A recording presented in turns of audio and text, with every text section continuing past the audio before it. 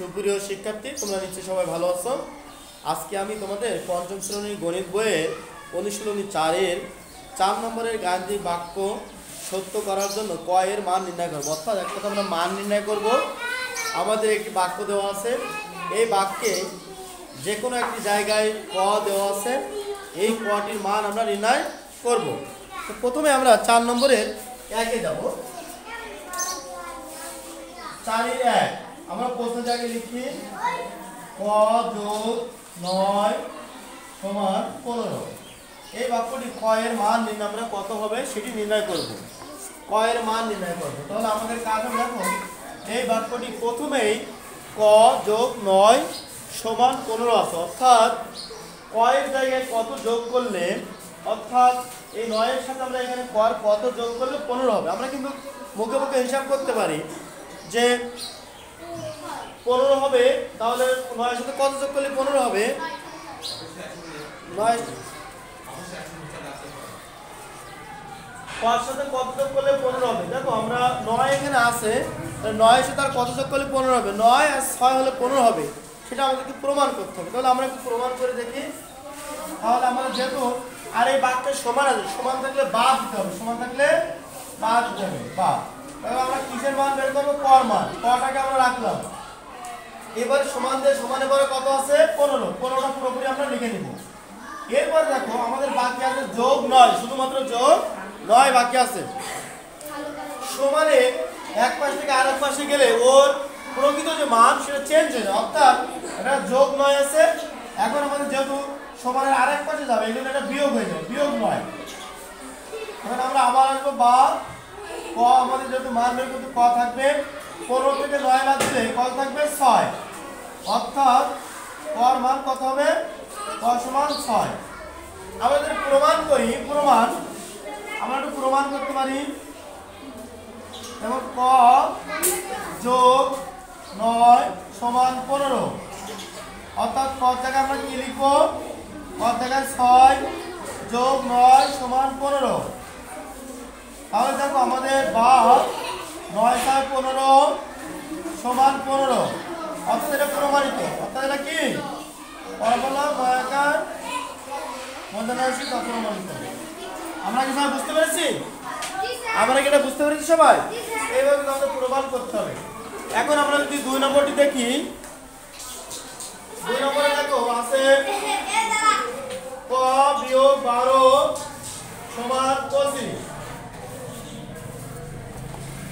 এখানেও কিন্তু আমাদের কর মান বের করতে, অর্থাৎ ক আছে, কর মান যত হলে তার থেকে যদি আমরা 12 বিয়োগ করি, বিয়োগ করলে 25 হবে। অর্থাৎ আমরা কিন্তু বলতে পারি কর মান এখন আমাদের 37 হবে, এটা আমরা বলতে পারি। তো আমরা একটু করে দেখি ক বা আমাদের বা আমরা ক লিখবো, ক সমান 25 লিখবো।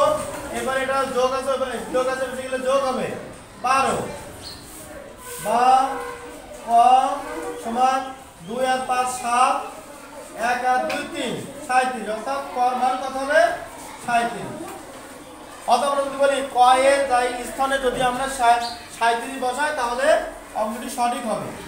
তাহলে আমরা এটা বলতে পারি ক এর স্থানে 37 বসলে বাক্যটি